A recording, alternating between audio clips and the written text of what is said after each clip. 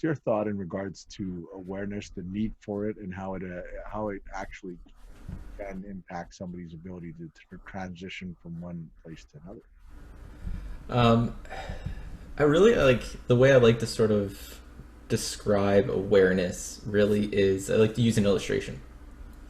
And if you're driving a car, and we've all done it before, I know I have at least, is like you wouldn't go to change a lane. You're making a change. And like you put your signal on and you sort of move over, you hear get this horn honk and you're like and you sort of go back into your lane. Well, what happened? You weren't aware, you didn't notice the car beside you. You didn't check your blind spot. So it's the same thing. Like we make changes in our lives, we make changes daily, and it's sort of that awareness is checking that blind spot, is seeing what's there. We're taking notice of our surroundings, like even like sort of what you were talking about. Like, do we check what's going on inside of our car? Do we check in like what's going inside of us? Are we aware of like what's around us and what's going on when we're making those changes and we're shifting that lane? It's really interesting when because it's just relatable. So that's sort of the illustration I like to use when I'm talking about awareness, because a lot of people relate to it and they get it. So, and we all make those changes. Sometimes we're aware of them, sometimes we're not. Um, so yeah. I love that analogy because it also really relates to what we do as coaches, right?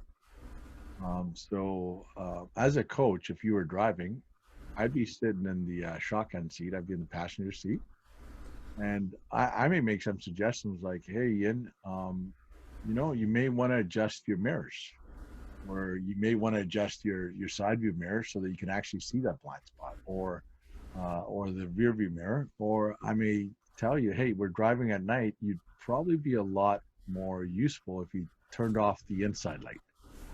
And I think that that's really the idea of coaching is that we help people to understand what those blind spots may be, right? Or even the idea that, hey, you know what you may be feeling is that you may be experiencing a ritual conflict, right? Because your routines have all been out of whack. So maybe if how about if we focus on getting you some new routines so that that way you can start to affect the way you feel. Because when you think about it, and this is wonderful, this is a wonderful conversation because it brings to mind the idea of what Joe Dispenza talks about is how we feel, think, and act.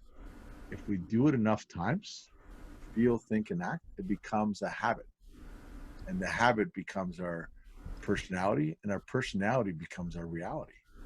Right? So, and he says that if you can change any one of those three things, how you feel, how you think, and how you act, then you start affecting the personality. And so, what's happening is right now, I think that as coaches, we have a great role to play in really supporting people through transition.